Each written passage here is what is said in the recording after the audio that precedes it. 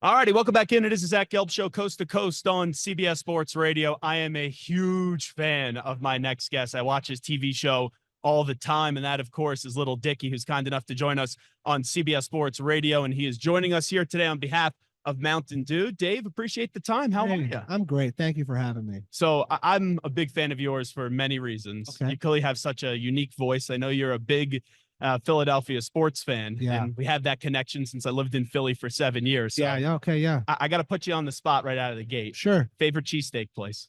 I loved, and I don't know if it's closed. Okay. I mean, I think it's still open somewhere, but the spot where I actually went all the time, I went last time and it wasn't there. Steve's Steaks. Oh yeah, Steve's Prince of Steaks. Yeah, that's why I love the cheese fries. Okay. And the crushed ice with the cherry soda, and of course the cheesesteak. But last time I went on South Street, it was not. It was COVID I think shut they've it down. closed some.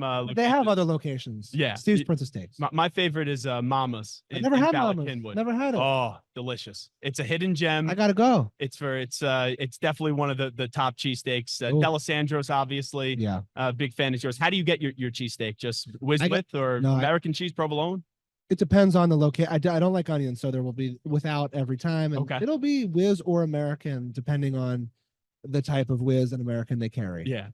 I probably would start with whiz and see how I feel about the whiz, but I do love American cheese. Like a nice wet American cheese is great. Yeah, it's crazy because every cheesesteak place, I could order the cheesesteak differently because you know the ins and outs of what they do best. Exactly. Sometimes you need to go extra cheese. Yeah. You know, like, you're not wrong. Yeah. So, or double meat sometimes. yeah, exactly. Yeah. It's you're right. You got to feel for it. It's like anything in life. You go, you experience it, and you adjust. All right. Let's talk a little bit about the Eagles. Okay. 10-1. Yeah. I know that there were some flaws with the team, but when you're 10-1 coming off a Super Bowl loss, very impressive. Yeah, you feel good at that point. And then, man, holy crap, what happened down the stretch? Well, look, to be fair, even their 10-1 was like a head scratching 10. Like it felt like they were like barely winning games, and especially coming off of last, it just never felt like they put 4 quarters together the entire year.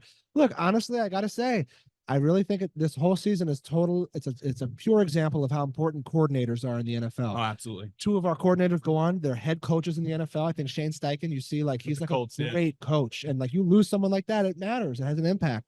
I think we've taken strides by firing those 2 coordinators, and maybe they, are unfair scapegoats, but something had to change. Like it felt like they were just treading water and not adjusting. And so I'm excited to see Kellen Moore in there. I'm excited to see Vic Fangio in there. And I think they made the right moves because they have the roster still. Mm-hmm. I still feel like talent-wise, like, wow, what a team.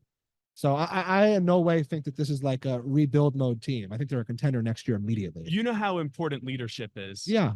Everyone's calling the coach into question. And now I think that coaching in the NFL, you got to be a player's coach, but you can't be a doormat. I just don't know if Sirianni can get that locker room back in order. That's a big concern. Yeah, but if you watch the interviews and you see when they're asked, like, what do you think about, they all really rush to his defense. You know what I mean? I know they have to. Right? But like, how genuine is that? It feels genuine. I as an actor, like I'm like, I really try to watch it. We should bring you on in season to just tell us what is bull bleep and what's not with these coaches. Yeah. I don't know.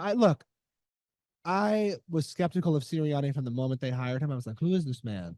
And what is he talking about with plants watering? Yeah. Like, I was like, what's going on here? But then, but they really respond to him, and he really had like, look, they've always been on an upward trajectory, except this past year. And any guy that he's the CEO of the team, like he's bringing in the right people. Typically, don't forget his original hires were all like, boom, head coach, like Super Bowl caliber team. You got to give a guy credit for that. So, how did you, just wondering, find your voice? Because it's so unique, and not only find your voice, but you have now had so many people just in the show with Brad Pitt, Justin Bieber, Drake, all really believe in your vision and what you're kind of saying. Look, it's still to this day a dream come true when I think about those names you just mentioned. Like they're icons, people that you grow up being like they're at the top of the mountain of anything that they have ever tried to do. They are that, and for them to believe in me and collaborate with me truly is like the most validating experience of my life. How did I find it? Honestly, I was just like a funny kid that everyone like laughed at my jokes, and like I would just get constant feedback wherever I went. They'd be like, "You're the funniest guy I've ever met." And I thought to myself, I don't think all these comedic heroes of mine, like Adam Sandler, Seth Rogen, Larry David, began as anything more than everyone's funny friend. It's so funny you say that, because my best friend, he goes by the rap name Eyes and Ears. Okay. And cool name, Eyes and Ears. Right? Yeah. And his like first song that he did when we were like in middle school, and I was into radio, so I would help kind of put together the songs and everything with my other friend Jordan. And it was about like mini waffles and hot pockets. Yeah. And when we watched Dave, we're like, this is what our friend Alex wanted to yeah. Honestly, it's like kind of and that's what I like to do in my art, is look, everyone has a dream or a goal, no matter what it is. Maybe it's not being a rapper, but it's something. And sometimes it feels fully impossible or like really difficult to achieve that dream. And I just like inspiring people to go for it. And, I always, it's kind of corny, but a phrase, it's not that corny. Like a phrase that I really live by is like, I could live with failure. I can't live with what ifs. I would never have been able to sleep at night if I didn't try to go for it, because I would have been like, well, what would have happened if I tried to be a rapper? Like maybe and now look at me. I just did a thing with Brad Pitt and Drake. So insane. And whatever your thing is, like, don't like, the only way you're going to do it is by really believing it. So just go for it. And the other thing that I love is you've made it, and then you try to help other people too. Your relationship with Gata, and how you kind of use that platform to get his message out on Dave was awesome. Thank you. Yeah, all credit goes to Gata. I mean, the man, he's been an inspiration to me behind the scenes for like since 2014, so about 10 years now. Wow. And I have been, prior to the TV show, I still was doing shows, tours with Gata. We're living life, and he was constantly like inspiring me and making me feel good enough as a rapper to like go do certain things, and always being in my ear to be like, no, you are great. And it's honor and a thrill to be able to, like, because I've always, you meet this guy and he oozes greatness. Before he was famous, like anyone would meet him and be like, who the hell is that guy? Right. That guy feels like a celebrity. You know what I mean? So I'm just honored to be the guy that can help him get all the credit that he's always deserved this whole time. Talking to Lil Dicky right now. I was reading the other day that we don't know if we're getting a season 4. Dave, what's cooking well there? We're taking a break. The show was that your call? Yeah. Okay. It's very hard to make the show. I love it. I love it with all my heart. But from like the point of starting a season to the point of ending it, it's like a 1.5 year long journey where like, I'm so hands-on and involved in every phase. So I'm in the writer's room every day. I'm in every scene when we're shooting it. I'm a big part of the scout. I direct and scout and do all the things. And then when it's done being shot, then that's where my real work comes in, and editing it and like, all the scoring. And it's like a huge thing. My name's on the line. It's called Dave. It's something I care about every single detail. And there's so many micro decisions to make. And I just thought, we just did something with Brad Pitt and Drake. Like the show is kind of at like a great pause point moment where, because there's so many other things I want to do in my career. And I just want to have that. It's hard to, like, even music. I haven't even had time to work on an album in the last like 5 years because the show takes up so much of my time. From faking your death in the show to the sleepaway camp scenes, we talked about it. You had Justin Bieber, Drake, Brad Pitt. It goes on and on and on. What's your favorite episode so far? Great question. I've never even been asked this question in an interview. Are you serious? Yeah, I am. Oh, wow. Now, I would say historically, we have 3 seasons. My favorite episodes can all be found in the 9s and 10s. Like season 1, 9, 10, season 2, 9, 10, season 3, 9, 10. I feel like, I really pride myself on 9s and 10s, probably particularly 10s. But kind of my favorite episode in my heart is probably episode 9, season 2, where I go to Rick Rubin's. Oh, yeah. The reason behind that, beyond it being a great episode, is just it felt like the first time I like really took like a big tonal departure. Like it isn't like what previously was a standard episode of Dave. And like I thought, I want this to feel like a Stanley Kubrick film, like just it felt like a different vibe. And it took a risk because I was like, I know I can make a standard episode of Dave in a really good way. I don't know if I can pull this off. And then when I pulled it off, I was like, I can do anything. And that gave me the confidence in season 3. Season 3, like every episode is like a different version of a different type of short film, whether it's like a epic wandering the desert thing, or like we're trapped in a hurricane and it's like a horror episode. Like I really wanted to branch out genre wise.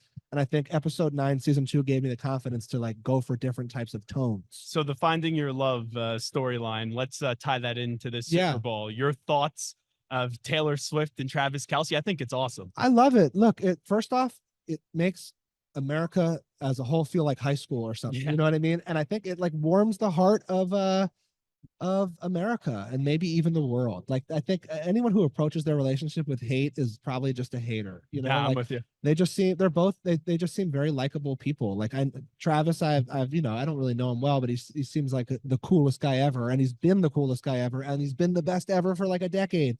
You know, and she has obviously like she's like the new Michael Jackson. You know what I mean? Like what she's doing is historically unprecedented, and she seems like I've never met her, but she seems like an incredibly smart, driven, ambitious woman, and I respect her. It's so funny who you are in the show. Yeah, you are in real life. I remind you of Taylor Swift. Oh, no.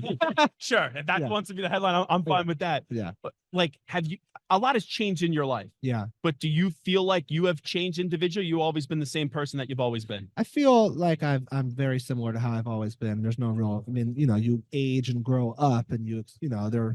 But beyond that, I feel like no. I think if you talk to anybody who's close with me, they would say that you know, fame hasn't changed me in any way. And that's because I probably always believe these things about myself. So when I do achieve them, it's like, I don't want to say no big deal, but it's like what I always knew was going to happen. Sixers, I know Embiid's hurt. Is that season pretty much over? I would never say the season's pretty much. I got to see what the recovery. I mean, if Embiid is out for the playoffs, they're not going to win anything. Yeah, hot take. Yeah, but it seems as though there's still hope that he could come. My main goal, it's crazy. Like the amount of times he's not healthy in the playoffs, I would be totally fine with him.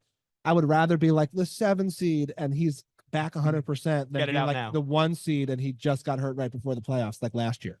Tell me a little bit about what you're doing today with Mountain Dew. Yeah, so you know, I don't know if you're aware, Mountain Dew Baja Blast, the flavor previously it was only really available in like Taco Bell when you go to the drive-thru, and I loved it. Whenever I'd go to Taco Bell drive-thru, I'd be like, "What is this mysterious soda that is only being offered here?" And I'm happy to be the man announcing that Baja Blast is now in stores nationwide, cans and bottles. You can get it anywhere, which is like what a thrill. So I'm here conveying that message. I host a radio show with the Odyssey app that. Yeah, we're owned by Odyssey. Oh, great. Yeah. So there's good synergy here. And like, you know, the drive from LA to Vegas is a little bit boring. So it's like, you know, it's me telling stories, picking my favorite songs. It's just something to listen to along that drive. So we will definitely eventually get a new season of Dave. Yeah, yes. I'm still alive. So yeah. As long as, you know, I'd have to, if some, you know, my life is going on, maybe you're writing an episode right now, you know, hey, something crazy would have to happen. I know Rich Eisen. I know he's been on it. If you want to put me on an episode, I would not say no. I will not have any tough negotiations there. All right. We'll keep your money low. Well, 1 cent. I'm good. Yeah. Before we let you run, here's the multi-million-dollar question of the week. Will they get engaged eventually? Not after the game, just eventually. Travis Kelce and Taylor Swift. Great question. I have no insight to this. So this is just me from afar. Feels like they're meeting each other at the right time. It feels like they're both at that age where they're ready to settle down. So I'm going to say, yeah. I'm going to say, yeah, but they're going to get divorced. No, I'm joking. They're not going to get divorced. I'm going to say, yeah. We've just started this today. A lot of yeses, a few maybes. No one has said no yet. What's this right here? No. Yeah, well, no one said it yet. Oh, okay. I'm going to go yes. I think they are going to get but who the hell? I don't know. I have no idea. I've never been around them. They seem like, look, it seems like, you know, you're dating Taylor Swift. You probably better have your own shit going on. Yeah, too, right. You know what I mean? And so he is the Taylor Swift at what he does. And I think they both probably complement each other well. And I think they both have such mutual respect for each other. And they both seem like really good people at the end of the day. Well, a pleasure to meet you. Best of luck with everything. And thanks so much for doing this. Thank you for having me.